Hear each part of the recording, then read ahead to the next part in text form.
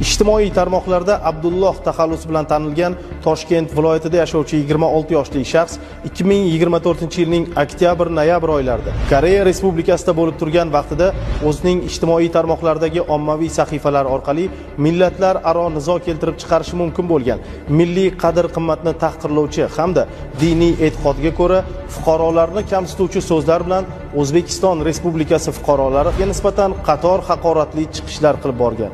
Mana shu ijtimoiy tarmoqda kim o'zbek bo'lsa u davlatni men tan olmayman. Bu davlatni men tushunmayman bu millatni. Qanaqa millat bu? Dalada. Ketmonchoq dalada. Uning chiqishlari ijtimoiy tarmoqlar orqali tarqalgach, jamoatchilikning keskin noroziligi, e'tirozlari hamda ko'plab muhokamalarga sabab bo'ldi.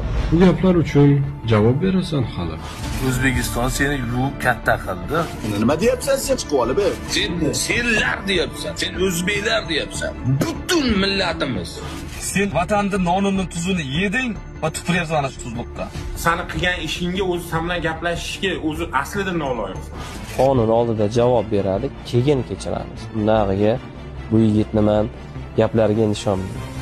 Olingan ma'lumotlarga asosan ushbu shaxs joriy yilning 25-mart kuni Abu Dhabi Samarqand Airways orqali O'zbekiston Respublikasi hududiga keltirilib, huquq tartibot organlari xodimlari tomonidan protsessual tartibda qo'lga olingan. Unga nisbatan qamoqqa olish tarzidagi ehtiyot chorasi qo'llanildi.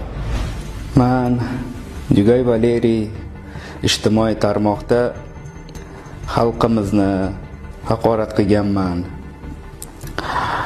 Men hammasini shu aktiv uchun qildim, tanilishim uchun qildim, lekin bu narsani hammasini tushunib yetib, juda qattiq pushaymonman.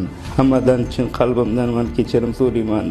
Juda qattiq pushaymonman. Iltimos qolaman, meni kechiringlar, iltimos. To'g'ri, mana ijtimoiy tarmoqda qilmagan ishlarim qolmagan. Aktiv uchun men davlatimizni, xalqimizni, millatimizni haqorat qilganligim uchun juda qattiq pushaymonman. Va mana shu mehnatkash xalqimizdan chin yurakdan kechirimni so'ramoqchiman. Mazkur holat yuzasidan fuqaro Yugay Valeriyga nisbatan O'zbekiston Respublikasi Jinoyat kodeksining tegishli moddalari bilan jinoyat ishi qo'zg'atilib, hozirda tergov harakatlari olib borilmoqda.